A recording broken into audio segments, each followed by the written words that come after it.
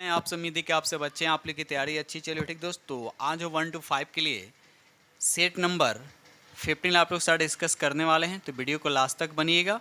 और जो feeding channel पर अगर पहली बार विजिट करें तो चैनल को सब्सक्राइब जरूर कर लीजिएगा। ठीक है, तो आज आप लोग के साथ प्लेटफॉर्म का ये वॉल्यूम 2 है और जिसमें आप लोगों के साथ सेट नंबर 15 आप साथ डिस्कस करने वाले हैं। इससे पहले हम 14 सेट अपलोड कर चुके हैं, अगर आप नहीं देखें तो प्ले लिस्ट में जाकर देख सकते हैं।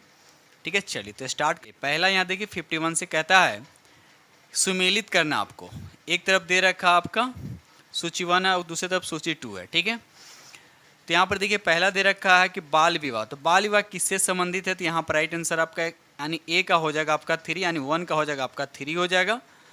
ठगी प्रथा का अंत किसने किया था, कर्नल सलीमन ने, तो यहाँ पर 2 हो जाएगा, यानी पहले 3 उसके बाद 2 होगा। विधवा पूर्ण विवाह किसने किया था, तो यहाँ पर ईश्वरचंद्र विद्यासागर हो जाए, यानी 1 हो जाएगा, उसके बाद 4 हो जाएगा। तो 3, 2, 1, 4, तो राइट आंसर आपका पहला ही दिख रहा है। ठीक है, चलिए क्वेश्चन नंबर यहाँ पे 52 कहता है गांधी जी के साथ नमक सत्याग्रह का नेतृत्व किसने किया, तो यहाँ पर राइट आंसर आपका सी हो जाएगा, सरोजिनी नायडू जो है इसका राइट आंसर हो जाएगा। ठीक है, चलिए आगे बढ़ते हैं हम लोग अगले प्रश्न की तरफ। ये रहा अगला प्रश्न की क्वेश्चन नंबर आपका यहाँ पे 53 कहता है कि निम्न से किस भारतीय राष्ट्रीय कांग्रेस के अधिवेशन में जवाहरलाल नेहरू ने समाजवाद को भारत की समस्याओं को हल करने की कुंजी बताया है, तो यहाँ पर राइट आंसर आपका भी हो जाएगा लखनऊ अधिवेशन। याद रखिएगा लखनऊ अधिवेशन जो है इसका राइट आंसर हो जाता है। लखनऊ अधिवेशन कौन सा अधिवेशन तो कब हुआ, तो भी याद रखिएगा आपका 1936 में। ठीक है, चलिए क्वेश्चन नंबर यहाँ पे 54 कहता है पूना पैक्ट किसके मध्य हुआ था, बताइए। तो यहाँ पर राइट आंसर आपका सी हो जाएगा अंबेडकर जी और गांधी जी के बीच हुआ था, और कब हुआ था तो भी याद रखिएगा 24 सितंबर 1932 को। ठीक है, चलिए आगे बढ़ते हम लोग अगले प्रश्न की तरफ। ये रहा अगला प्रश्न की क्वेश्चन नंबर आपका 55 कहता है प्लासी के युद्ध में सिराजुद्दौला के साथ किसने विश्वासघात किया था, तो यहाँ पर राइट आंसर आपका 1 हो जाएगा मीर जाफर जो है इसका राइट आंसर हो जाएगा। प्लासी के युद्ध कब हुआ था अभी याद रखिएगा 23 जून 1757। ठीक है, चलिए क्वेश्चन नंबर यहाँ पे 56 कहता है बिहार में परमानेंट सेटलमेंट लागू करने का कारण था, क्या कारण था, तो यहाँ पर राइट आंसर आपका बी हो जाएगा जमींदारों के लिए वंश परंपरागत अधिकार को स्वेच्छा से हस्तांतरित करने का अधिकार, तो राइट आंसर आपका यहाँ पे बी हो जाएगा। ठीक है, चलिए ये रहा अगला प्रश्न की क्वेश्चन नंबर आपका 57 कहता है महात्मा गांधी ने हरिजन यात्रा कहाँ से प्रारंभ की, तो यहाँ पर राइट आंसर आपका सी हो जाएगा वर्धा जो है इसका राइट आंसर हो जाएगा। याद रखिएगा वर्धा जो है इसका राइट आंसर हो जाएगा। ठीक है, चलिए आगे बढ़ते हम लोग। क्वेश्चन नंबर यहाँ 58 कहता है कि निम्नलिखित किन आरंभिक राष्ट्रवादियों ने अंग्रेजों के आर्थिक शोषण का निकास सिद्धांत दिया, तो यहाँ पर देखा जाए तो राइट आंसर आपका यहाँ पर उपयुक्त में से सभी होगा, यानी रमेश चंद्र दत्त भी थे, पंडित M.G. रनाडे भी, यहाँ पर तीसरा में लिखा दादा भाई नौरोजी, और 4 में लिखा हुआ है गोपाल कृष्ण गोखले। यहाँ सभी के सभी हो जाएंगे, तो राइट आंसर आपका डी हो जाएगा। क्वेश्चन नंबर यहाँ पे 59 कहता है किसने अपनी पुस्तक गुलामगिरी जो 1873 में जाति व्यवस्था की कृतियों के बारे में लिखा गया था, तो यहाँ पर राइट आंसर आपका भी हो जाएगा ज्योतिबा राव गोविंद राव फुले जो इसका सही आंसर हो जाएगा। ठीक है, साथ साथ ये भी याद रखिएगा सत्य शोधक समाज की स्थापना किसने किया था, तो भी याद रखिएगा 1873 में किया था किसने, ज्योतिबा फुले ने। ठीक है, चलिए ये रहा अगला प्रश्न की क्वेश्चन नंबर आपका 60 कहता है कांग्रेस ने दिसंबर 1920 में अपने उसके बाद डैश दे रखा में आयोजित हुए अधिवेशन के दौरान असहयोग आंदोलन को अंगीकृत किया था, तो यहाँ पर राइट आंसर आपका सी हो जाएगा नागपुर जो इसका राइट आंसर हो जाएगा। क्वेश्चन नंबर यहाँ पे 61 कहता है कि 1907 में भारतीय राष्ट्रीय कांग्रेस के अध्यक्ष कौन थे, बताइए। तो यहाँ पर राइट आंसर आपका भी हो जाएगा रास बिहारी घोष जो है इसका राइट आंसर हो जाएगा। और 1907 में ये सूरत अधिवेशन हुआ था, भी याद है 1907 में सूरत अधिवेशन 1907 में जिसके अध्यक्ष कौन थे, रास बिहारी घोष थे। ठीक है, और इसी समय सूरत कांग्रेस अधिवेशन के समय ही कांग्रेस क्या हुआ था, प्रथम बार विभाजन हुआ था, भी याद रखिएगा। ठीक है, 1907 में ही। ठीक है, चलिए आगे बढ़ते हम लोग। क्वेश्चन नंबर यहाँ पे 62 कहता है किसकी मृत्यु पर जवाहरलाल नेहरू ने कहा था हमारे जीवन से प्रकाश चला गया? तो यहाँ पर राइट आंसर आपका ये हो जाएगा महात्मा गांधी जो है इसका राइट आंसर हो जाएगा। ठीक है, चलिए आगे बढ़ते हैं हम लोग। क्वेश्चन नंबर यहाँ पे 63 कहता है इनमें से किसने भारत में 19वीं शताब्दी के अंत में प्लेग की जांच करने वाली विफलता के कारण पूना के प्लेग कमिश्नर रैंड की गोली मारकर हत्या कर दी थी? तो यहाँ पर राइट आंसर आपका हो जाएगा दामोदर चापेकर जो है इसका राइट आंसर हो जाएगा। ठीक है, और हत्या कब किया तो भी याद रखिएगा 1897 में। ठीक है, चलिए ये रहा अगला प्रश्न की क्वेश्चन नंबर आपका 64 कहता है किस संविधान संशोधन अधिनियम द्वारा संपत्ति के अधिकार को मौलिक अधिकार के श्रेणी से हटाकर अनुच्छेद 301 के तहत एक समान विधि अधिकार में परिवर्तित कर दिया गया? बताइए।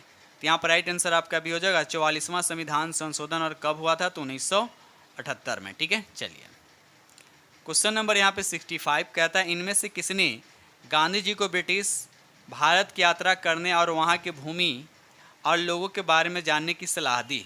बताइए इसका राइट आंसर आपका क्या होगा? तो यहाँ पर राइट आंसर आपका सी हो जाएगा गोपाल कृष्ण गोखले जो है इसका राइट आंसर हो जाएगा। और गोपाल कृष्ण गोखले जो थे ये महात्मा गांधी के राजनीतिक गुरु भी थे। ठीक है, और गोपाल कृष्ण गोखले के राजनीतिक गुरु कौन है ते भी याद रखिएगा महादेव गोविंद रनाडे। ठीक है, चलिए क्वेश्चन नंबर यहाँ पे 66 कहता है भारतीय संविधान का कौन सा अनुच्छेद संवैधानिक विवाद में सर्वोच्च न्यायालय के अपीलीय क्षेत्राधिकार से संबंधित है? तो यहाँ पर राइट आंसर आपका भी हो जाएगा अनुच्छेद 132 जो इसका राइट आंसर हो जाएगा।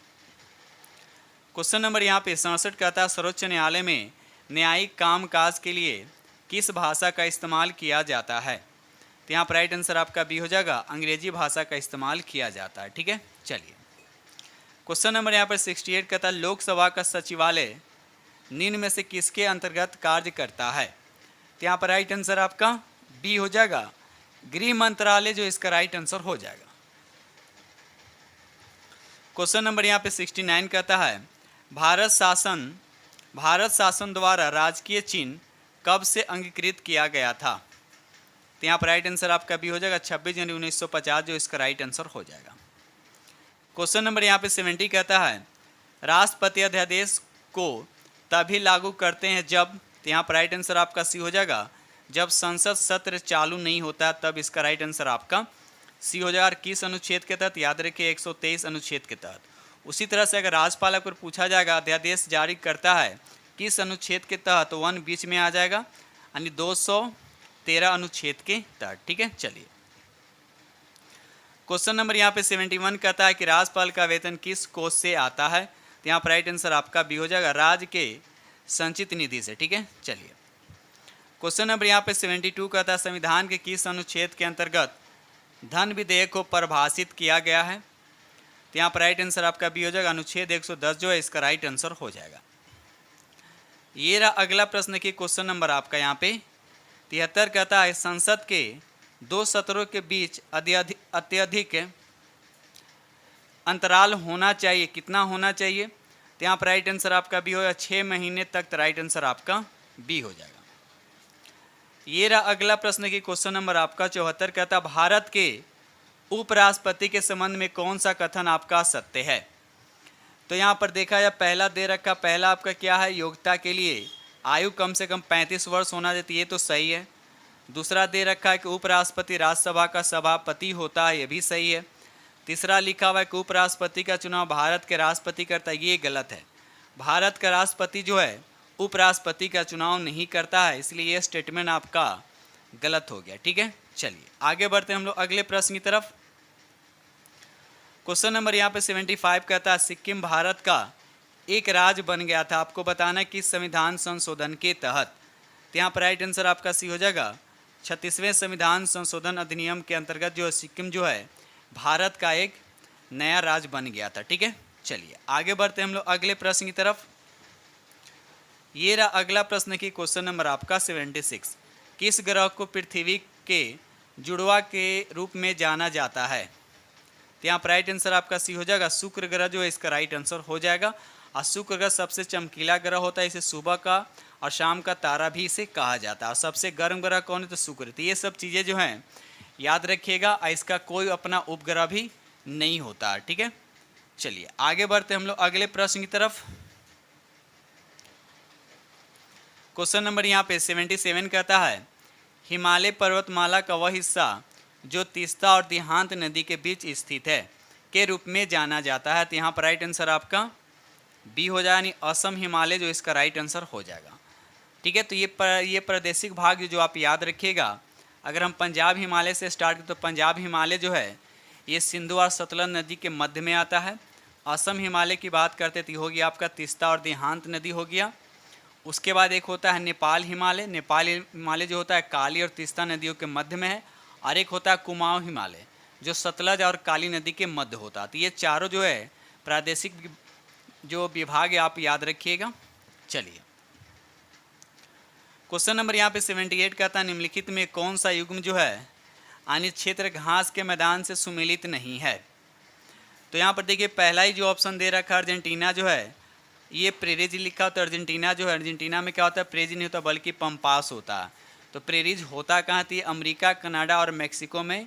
ये विस्तृत घास है जो शीतोष्ण कटिबंध घास का मैदान होता है। ठीक है, बाकी बी देखिए ऑस्ट्रेलिया डाउन से ये भी आपका सही है। मध्य एशिया में स्टेपीज होता है तो ये भी सही है। तो आपका ए आपका सुमेलित नहीं, तो राइट आंसर आपका ए हो जाएगा। क्वेश्चन नंबर यहाँ पे 79 कहता है निम्नलिखित में से कौन सा पर्वत दर्रा भारत चीन और म्यांमार की त्रिसंधि का निर्माण करता है। तो यहाँ पर राइट आंसर आपका पहला ही दे रखा है दीफू दर्रा। याद रखिएगा दीफू दर्रा जो है इसका राइट आंसर हो जाएगा। और ये दीफू दर्रा कहाँ थी, ये अरुणाचल प्रदेश में है। ठीक है, चलिए आगे बढ़ते हैं हम लोग। क्वेश्चन नंबर यहाँ पे 80 कहते हैं हिमाचल प्रदेश में स्थित लाहुल और स्पीति घाटियाँ कुल्लू घाटिया से उसके बाद डैश दे रखा है द्वारा जुड़ी हुई है। तो यहाँ पर राइट आंसर आपका बी हो जाएगा रोहतांग दर्रा। याद रखिएगा रोहतांग दर्रा जो है इसका राइट आंसर हो जाएगा। ठीक है, और रोहतांग दर्रा कहाँ थे भी याद रखिएगा आपका ये हिमाचल प्रदेश। ठीक है, चलिए आगे बढ़ते हम लोग अगले प्रश्न की तरफ। बाकी यहाँ पर देखिए नाथुला दर्रा कहाँ है, तो नाथुला दर्रा जो ये सिक्किम राज्य में स्थित है। उसके बाद देखिए यहाँ पे लिखा बारालाचा लिखा। बारालाचा जो है ये कहाँ है, ये आपको मंडी और लेह को जोड़ता है, तो ये भी याद रखिएगा। ठीक है, चलिए आगे बढ़ते हम लोग। क्वेश्चन नंबर यहाँ पे 81 कहता है इनमें से किस भारतीय राज्य का क्षेत्रफल आपका न्यूनतम है। देखिए ऑप्शन के अकॉर्डिंग यहाँ पर बताना है। इससे सबसे छोटा राज्य अगर क्षेत्रफल की बात किया जाए तो गोवा है। ठीक है, लेकिन ऑप्शन के अकॉर्डिंग यहाँ पर राइट आंसर आपका सी हो जाएगा। क्षेत्रफल में सबसे बड़ा राज्य कौन है, तो राजस्थान हो जाएगा। उसके बाद मध्य प्रदेश आता है। ठीक है, उसके बाद आता है आपका महाराष्ट्र और चौथे नंबर पर आता है उत्तर प्रदेश। यानी एक तरह से याद रख सकते हैं कि क्षेत्रफल में उत्तर प्रदेश जो चौथे स्थान पे है। ठीक है, तो यहाँ पर राइट आंसर आपका क्वेश्चन के अकॉर्डिंग यहाँ पर सी हो जाएगा। क्वेश्चन नंबर यहाँ पे 82 कहता है निम्नलिखित कथनों में से कौन सा कथन आपका सही नहीं है, बताइए। तो यहाँ पर राइट आंसर आपका देखा है पहला लिखा है सौरमंडल में बृहस्पति ग्रह में सर्वाधिक उपग्रह पहला सही है। बुध ग्रह सूर्य के सबसे निकट, ये भी सही है। सी में लिखा सौरमंडल 2.3 बिलियन वर्ष पुराना, नहीं ये स्टेटमेंट आपका गलत है। ये कितना याद रखिए 4.6 है। ठीक है, चलिए तो यहाँ पर राइट आंसर आपका सी हो जाएगा। आपसे पूछा जा रहा है कि सही कौन नहीं, तो राइट आंसर आपका सी हो जाएगा। क्वेश्चन नंबर यहाँ पे 83 कहता है प्रसिद्ध पर्वतीय स्टेशन कोडईकनाल कहाँ स्थित है, बताइए। तो यहाँ पर राइट आंसर आपका बी हो जाएगा, ये पालिनी हिल में स्थित है। तो राइट आंसर आपका यहाँ पे बी हो जाएगा। आप देखिए पालिनी हिल जो ये कहाँ है, किस राज्य में, तो ये तमिलनाडु में। ठीक है, चलिए आगे बढ़ते हम लोग। क्वेश्चन नंबर यहाँ पे 84 कहता है निम्नलिखित में से किस वन को मानसून वन के नाम से भी जाना जाता है। तो यहाँ पर राइट आंसर आपका सी हो जाएगा उष्णकटिबंधीय पर्णपाती वन के नाम से जाना जाता है। तो यहाँ पर राइट आंसर आपका सी हो जाएगा। ठीक है, चलिए आगे बढ़ते हम लोग। ये रहा अगला प्रश्न की क्वेश्चन नंबर आपका 85। अरुण वरुण तमूर नदियाँ जो है आपको बताने हैं नदी प्रणाली का हिस्सा ने किसकी, ये सहायकी नदियाँ हैं। तो यहाँ पर राइट आंसर आपका ये हो जाएगा कोसी नदी का। याद रखिएगा कोसी नदी जो है इसका राइट आंसर हो जाएगा, जिसे बिहार का अभिशाप नदी भी कहा जाता है या बिहार का शोक नदी के नाम से भी जाना जाता है। और सबसे बड़ी और इसमें खासियत है कि सबसे ज़्यादा ये मार्ग को क्या करता है, बदलता है। ठीक है, चलिए ये रहा अगला प्रश्न की क्वेश्चन नंबर आपका 86 कहता है सोमेश्वर श्रेणी निम्नलिखित पर्वत श्रेणियों में से किसका एक भाग है। तो यहाँ पर राइट आंसर आपका बी हो जाएगा शिवालिक श्रेणी का। याद रखिए शिवालिक श्रेणी, तो राइट आंसर आपका बी हो जाएगा। क्वेश्चन नंबर यहाँ पे 87 कहता है लोकसभा सचिवालय किसके सीधे पर्यवेक्षण में आता है। तो यहाँ पर राइट आंसर आपका सी हो जाएगा, लोकसभा के अध्यक्ष जो है इसका राइट आंसर हो जाएगा। ये रहा अगला प्रश्न की क्वेश्चन नंबर आपका यहाँ पे, क्वेश्चन नंबर आपका यहाँ पर 88 कहता है बिहार का चौड़ी विद्रोह, आपको बताना है बिहार में जो चौड़ी विद्रोह हुआ था आपको बताना है कि कब हुआ था। तो यहाँ पर राइट आंसर आपका भी हो जाएगा 1798 ईस्वी में, याद रखिएगा 1798 ईस्वी जो है इसका राइट आंसर हो जाएगा। क्वेश्चन नंबर यहाँ पे 89 कहता है पंचायतों की वित्तीय स्थिति की समीक्षा के लिए राज्य सरकार प्रत्येक 5 वर्ष में क्या गठित करती है। तो यहाँ पर राइट आंसर आपका भी हो जाएगा वित्त आयोग, याद रखिएगा वित्त आयोग जो है इसका राइट आंसर हो जाएगा। ये रहा अगला प्रश्न, देखिए क्वेश्चन नंबर आपका 90 कहता है कि शहरीकरण के बढ़ते स्तर के अनुसार बिहार के निम्न जिलों का सही क्रम आपको चुनिए, आपको चुनना है। तो यहाँ पर राइट आंसर आपका बी हो जाएगा, नालंदा हो जाएगा, मुंगेर हो जाएगा और पटना हो जाएगा। ठीक है, चलिए आगे बढ़ते हैं हम लोग अगले प्रश्न की तरफ। क्वेश्चन नंबर यहाँ पे 91 कहता है किस परिस्थिति विज्ञान ने बाहरी भूखंडों पर एक दीर्घकालिक प्रयोगों में दिखाया कि उत्पादकता, स्थिरता, पारिस्थितिक तंत्र के आक्रमण के प्रतिरोध और उनकी मिट्टी की उर्वरता के लिए जैव विविधता का केंद्र महत्व है। तो यहाँ पर राइट आंसर आपका बी हो जाएगा, डेविस टील मैन जो इसका राइट आंसर हो जाएगा। क्वेश्चन नंबर यहाँ पे 92 कहता है कि 1974 में किस शहर में पहली बार सेवा सहकारी बैंक की शुरुआत हुई है। तो यहाँ पर राइट आंसर आपका भी हो जाएगा अहमदाबाद, याद रखिएगा अहमदाबाद जो है इसका राइट आंसर हो जाएगा। क्वेश्चन नंबर यहाँ पे 93 कहता है कि जमा मुद्रा अनुपात जिसको बोलते हैं CDR के संबंध में निम्नलिखित में से सभी कथन सत्य हैं सिवाय एक को छोड़कर। बताइए इसमें कौन सा कथन आपका सत्य नहीं। तो यहाँ पर राइट आंसर आपका सी हो जाएगा, त्यौहार सीजन के दौरान जमा मुद्रा अनुपात यानी CDR में आमतौर पर गिरावट आती थी, ये आपका क्या है, गलत है। ठीक है, चलिए आगे बढ़ते हैं हम लोग अगले प्रश्न की तरफ। ये रहा अगला प्रश्न की क्वेश्चन नंबर आपका यहाँ पे 94 कहता है भारतीय जनगणना 2011 के अनुसार भारत के किस जिले की साक्षरता दर जो है सबसे कम पूछा जा रहा है। ठीक है, बताइए। तो यहाँ पर 94 का राइट आंसर आपका बी हो जाएगा, अलीराजपुर जो है इसका राइट आंसर हो, याद रखिएगा अलीराजपुर किस राज्य में पड़ता है, तो ये मध्य प्रदेश में पड़ता है। ठीक है, चलिए क्वेश्चन नंबर यहाँ पे 95 कहता है कि बिरसा मुंडा अंतर्राष्ट्रीय हॉकी स्टेडियम जो देश का सबसे बड़ा हॉकी स्टेडियम है ये कहाँ स्थित है। तो यहाँ पर राइट आंसर आपका ये हो जाएगा, ये राउरकेला में, और राउरकेला में का तो उड़ीसा इसका राइट आंसर हो जाएगा।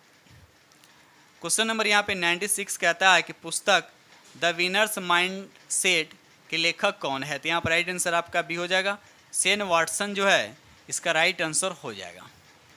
ये रहा अगला प्रश्न क्वेश्चन नंबर आपका 97 भारत ने किस देश के कांकेस थुराई बंदरगाह के विकास के लिए 61.5 मिलियन डॉलर देने का वादा किया है। तो यहाँ पर राइट आंसर आपका भी हो जाएगा, श्रीलंका जो है इसका राइट आंसर हो जाएगा।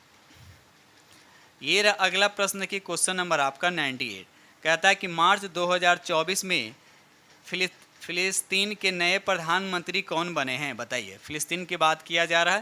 तो यहाँ पर राइट आंसर आपका सी हो जाएगा, मोहम्मद मुस्तफ़ा, याद रखिएगा मोहम्मद मुस्तफ़ा जो है ये फिलिस्तीन के नए प्रधानमंत्री बने। यहाँ पर देखिए रामचंद्र पौडेल दे रखा है, ये नेपाल के वर्तमान में क्या है, राष्ट्रपति है मोहम्मद मुइज़्जो, याद रखिएगा मोहम्मद मुइज़्जो जो है ये मालदीव के अभी वर्तमान में क्या है, राष्ट्रपति हैं। ठीक है, चलिए ये रहा अगला प्रश्न के क्वेश्चन नंबर आपका 99 हाल ही में दुनिया का पहला प्रिंटेड मस्जिद का अनावरण किस देश में किया गया। तो इसका राइट आंसर आपका बी हो जाएगा, सऊदी अरबिया जो है इसका सही आंसर हो जाएगा। ये रहा अगला प्रश्न की क्वेश्चन नंबर आपका 100 कहता है कि ग्रैमी अवार्ड 2024 में किस भारतीय को ग्रैमी अवार्ड से सम्मानित किया गया। तो ग्रैमी अवार्ड ऐसे 5 लोगों को सम्मानित किया गया है। ठीक है, यानी 5 भारतीयों को किया गया, जिसमें से यहाँ पर एक जाकिर हुसैन है और दूसरा यहाँ पर राकेश चौरसिया। तो यहाँ पर राइट आंसर आपका क्या हो जाएगा, आपका डी हो जाएगा। ठीक है, चलिए आगे बढ़ते हम लोग अगले प्रश्न की तरफ। क्वेश्चन नंबर यहाँ पर 101 कहता है कि किस राज्य सरकार ने महिलाओं के लिए कार्यस्थलों को सुरक्षित बनाने की दिशा में साहस पहल की शुरुआत की है। तो यहाँ पर राइट आंसर आपका बी हो जाएगा, तेलंगाना जो इसका राइट आंसर हो जाएगा। क्वेश्चन नंबर यहाँ पर 102 कहता है बिहार के किस जीआई टैग नामित उत्पाद का वनस्पति नाम यूरिलेफेरॉक्स सालिसब है? बताइए। तो इसका राइट आंसर आपका सी हो जाएगा मिथिला मखाना, जो इसका राइट आंसर हो जाएगा। यानी 102 का राइट आंसर आपका सी हो जाएगा। और साथ साथ एक चीज़ और याद रखिएगा, अप्रैल 2024 में तक भारत में सबसे ज़्यादा जीआई टैग किस राज्य को मिला है? तो यूपी का, यानी उत्तर प्रदेश। ठीक है, कितना? तो 69। ठीक है, चलिए आगे बढ़ते हैं हम लोग। क्वेश्चन नंबर यहाँ पर 103 का था हाल ही में केंद्र सरकार ने प्राकृतिक गैस पर किस समिति को सिफारिश के आधार पर पाइल्ड नेचुरल गैस और कंप्रेस्ड नेचुरल गैस की कीमतों को सीमित करने के लिए नए गैस मूल्य निर्धारण की मंजूरी दी गई है? तो यहाँ पर 103 का राइट आंसर आपका सी हो जाएगा किरीट पारिक समिति, जो इसका राइट आंसर हो जाएगा। आगे बढ़ते हैं हम लोग। क्वेश्चन नंबर यहाँ पे 104 का था भारत को जानो कार्यक्रम निम्नलिखित में से किसकी पहल है? तो यहाँ पर राइट आंसर आपका सी हो जाएगा विदेशी मामलों के मंत्रालय, तो राइट आंसर आपका सी हो जाएगा। क्वेश्चन नंबर यहाँ पर 105 का था कि हाल ही में समुद्र लक्ष्मण नामक सैन्य अभ्यास भारत और किस देश के बीच मार्च 2024 में विशाखापट्टनम में आयोजित किया गया है? तो यहाँ पर राइट आंसर आपका भी हो जाएगा मलेशिया, जो इसका राइट आंसर हो जाएगा। क्वेश्चन नंबर यहाँ 106 वनों के संबंध में निम्नलिखित में से कौन सा कथन आपका गलत है? तो यहाँ पर देखा जाए तो राइट आंसर आपका सी हो जाएगा ये मृदा संरक्षण नहीं करते, ये गलत बात है, मृदा संरक्षण करते हैं, तो राइट आंसर आपका सी हो जाएगा। क्वेश्चन नंबर यहाँ पर 107 कहता है जीवों का इनमें से कौन सा समूह मृत और क्षयकारी जीवों के विघटन में शामिल होता है? तो यहाँ पर राइट आंसर आपका भी हो जाएगा अपघटक। याद रखिएगा अपघटक जो है इसका राइट आंसर हो जाएगा। ठीक है, चलिए ये रहा अगला प्रश्न की क्वेश्चन नंबर आपका 108 कहता है कि एक स्वपोषी पारिस्थितिकी तंत्र से क्या अभिप्राय है? तो यहाँ पर राइट आंसर आपका सी हो जाएगा कार्बनिक द्रव पीढ़ी दर पीढ़ी लगभग स्थिर रहता है, तो राइट आंसर आपका सी हो जाएगा।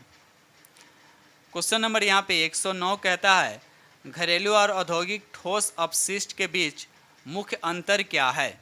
तो 109 का राइट आंसर आपका बी हो जाएगा घरेलू ठोस अपशिष्ट रचना में विषम होते हैं, तो राइट आंसर आपका यहाँ पे बी हो जाएगा। क्वेश्चन नंबर यहाँ पे 110 कहता है कि निम्न में कौन सा कथन आपका गलत है? तो यहाँ पर देखा है तो राइट आंसर आपका सी हो जाएगा प्राकृतिक संसाधन का संधारणीय प्रबंध एक आसान कार्य, ये स्टेटमेंट आपका क्या है? गलत है। क्वेश्चन नंबर यहाँ पे 111 कहता है कि निम्नलिखित में कौन सा वन्य जीव अभयारण्य गोवा में स्थित है? बताइए इसमें से कौन सा जो है जो गोवा में स्थित है? तो यहाँ पर देखा है तो राइट आंसर आपका बी हो जाएगा भगवान महावीर वन्य जीव अभयारण्य जो है ये आपका कहाँ है? तो गोवा में है। ठीक है, चलिए आगे बढ़ते हैं हम लोग अगले प्रश्न की तरफ। क्वेश्चन नंबर यहाँ पे 112 कहता है विज्ञान की वह शाखा कौन सा जिसका उद्देश्य मानव जनसंख्या की आनुवंशिकी गुणवत्ता में सुधार करना है? तो यहाँ पर राइट आंसर आपका सी हो जाएगा यूजेनिक्स, जो है इसका राइट आंसर हो जाएगा।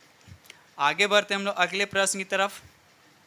ये रहा अगला प्रश्न की क्वेश्चन नंबर आपका 103 कहता है कि ऑक्सीजन के अभाव में अवायवीय जीवाणु द्वारा पानी के नीचे मौजूद वनस्पति सामग्री अपघटन से पृथ्वी के नीचे कौन सा जीवाश्म ईंधन बनता है?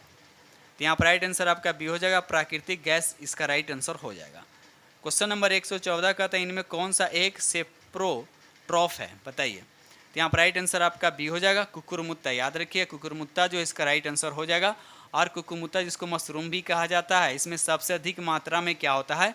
प्रोटीन होता है। ठीक है, चलिए ये रहा अगला प्रश्न की क्वेश्चन नंबर आपका 115 पौधों का सार्वभौमिक प्राकृतिक ऑक्सीजन कौन है?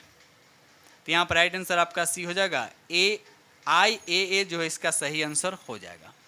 ठीक है, IAA का पूरा नाम क्या होता है? इंडोल एसिटिक एसिड, इसका राइट आंसर हो जाएगा।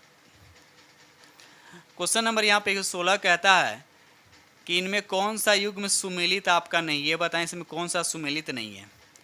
तो पहला लिखा है बुक्का बिहार में। देखिए पहला ही ऑप्शन आपका सुमेलित नहीं है। बुक्का जो है बिहार में नहीं बल्कि ये पश्चिम बंगाल में। कहाँ है ये? ये पश्चिम बंगाल में। बाकी दम्फा मिजोरम में है, नामेरी आपका असम है, तो राइट आंसर आपका यहाँ पे ए हो जाएगा। ये रहा अगला प्रश्न की क्वेश्चन नंबर आपका 117 रात के समय आवासीय क्षेत्र में शोर का अनुपात स्तर क्या है? तो यहाँ पर राइट आंसर आपका हो जाएगा 45 डेसिबल जो इसका राइट आंसर हो जाएगा। अगर दिन की बात किया तो दिन की बात जो है 55 dB होना चाहिए, ठीक है। तो ये दोनों याद रखिएगा। क्वेश्चन नंबर यहाँ पे 118 कहता है उद्विकास के सबसे अधिक ठोस प्रमाण किससे मिलते हैं। तो यहाँ पर राइट आंसर आपका ए हो जाएगा जीवाश्मों से, तो राइट आंसर आपका ए हो जाएगा। आगे बढ़ते हम लोग अगले प्रश्न की तरफ। क्वेश्चन नंबर यहाँ पे 119 कहता है किसी वस्तु के वेग में परिवर्तन के दर नियत हैं, इसका औसत वेग कितना होगा, बताइए। तो यहाँ पर राइट आंसर आपका हो जाएगा प्रारंभिक और अंतिम वेग के योग का क्या हो जाएगा आधा, यानी इनिशियल वेलोसिटी और फाइनल वेलोसिटी को जोड़ देंगे, उसके बाद 2 से हम क्या करेंगे भागा कर देंगे, तो ये हो जाएगा उसका राइट आंसर। तो राइट आंसर आपका यहाँ पे ए हो जाएगा, ठीक है। चलिए आगे बढ़ते हम लोग। ये रहा अगला प्रश्न, क्वेश्चन नंबर आपका 120। निम्नलिखित में से किस मामले में एक वृत्ताकार कुंडली से संयोजित गैल्वेनोमीटर द्वारा एक धारा दर्ज की जाएगी, बताइए। तो यहाँ पर देखा है तो 120 का राइट आंसर आपका क्या हो जाए, जब कुंडली को कुंडली के पास स्थिर रखा जाता है। दूसरा लिखा जब चुंबक को कुंडली की ओर ले जाया जाता है, तो यहाँ पर दूसरा हो जाएगा। और तीसरा लिखा हो जब किसी चुंबक को कुंडली से दूर लाया जाता है, तो यहाँ पर 2 और 3 हो जाएगा। तो राइट आंसर आपका यहाँ पे डी हो जाएगा। क्वेश्चन नंबर यहाँ पर 121 कहता है कि अवरक्त किरणें के तरंगधर की कोटि क्या होती है, बताइए। तो यहाँ पर राइट आंसर आपका सी हो जाएगा 10,000 एंगस्ट्रम, 10,000 एंगस्ट्रम होता है, ठीक है। तो यहाँ पर राइट आंसर आपका सी हो जाएगा। क्वेश्चन नंबर 122 कहता है प्रकाश आँख में किससे होकर प्रवेश करती है। ये क्वेश्चन बहुत बार डिस्कस किया गया है, तो याद रखिए कॉर्निया से एंट्री करता है, याद रखिएगा कॉर्निया से। और इसका प्रतिबिंब कहाँ बनता है, तो रेटिना पे, ठीक है। आँख में कौन सा लेंस होता है, तो उत्तल लेंस होता है। आँख में किसी वस्तु का प्रतिबिंब क्या बनता है, तो वास्तविक बनता है, और उल्टा बनता है, और वस्तु से छोटा बनता है, ठीक है। तो ये सब चीज़ें याद रखिएगा। क्वेश्चन नंबर 123 कहता है कि निम्न में से कौन सा आर्किमिडीज के सिद्धांत पर आधारित नहीं है। तो यहाँ पर देखा जाए तो ऑप्शन आपका बी दिख रहा है। हवाई जहाज़ के पंखों की डिज़ाइन, देखिए हवाई जहाज़ के जो पंखों को जो डिज़ाइन किया जाता है वो आर्किमिडीज के सिद्धांत पे नहीं रहता, बल्कि बर्नौली के सिद्धांत पे आधारित होता है, ठीक है। चलिए तो याद रखिएगा। चलिए आगे बढ़ते हम लोग। क्वेश्चन नंबर यहाँ पे 124 कहता है यांत्रिक तरंगें किससे गमन करती है। देखिए यांत्रिक तरंग चलने के लिए इसको माध्यम की जरूरत पड़ता है, तो यहाँ पर राइट आंसर आपका सी हो जाएगा। सिर्फ माध्यम में यानी निर्वात में नहीं, तो राइट आंसर आपका यहाँ पे सी हो जाएगा। ये रहा अगला प्रश्न की क्वेश्चन नंबर आपका 125। किसी तत्व की समस्थानिक की द्रव्यमान संख्या आपको 298 दे रखा है। यदि इसके नाभिक में 189 आपका न्यूट्रॉन है तो इसके परमाणु संख्या क्या होगा। तो परमाणु संख्या देखिए न्यूट्रॉन दे रखा है, तो न्यूट्रॉन और प्रोटॉन दोनों को जोड़ते हैं तो क्या होगा, यहाँ पर आपका क्या द्रव्यमान संख्या हो जाएगा। तो कुछ नहीं, 298 में से 189 को क्या कीजिए माइनस कीजिए, तो यहाँ पर कितना आएगा आपका 109 आएगा। तो यहाँ पर राइट आंसर आपका क्या हो जाएगा, आपका बी हो जाएगा। क्वेश्चन नंबर यहाँ आपके 126 कहता है इनमें से कौन सा उभयधर्मी ऑक्साइड है, बताइए। तो यहाँ पर राइट आंसर आपका सी हो जाएगा। जिंक ऑक्साइड जो है इसका राइट आंसर हो जाएगा।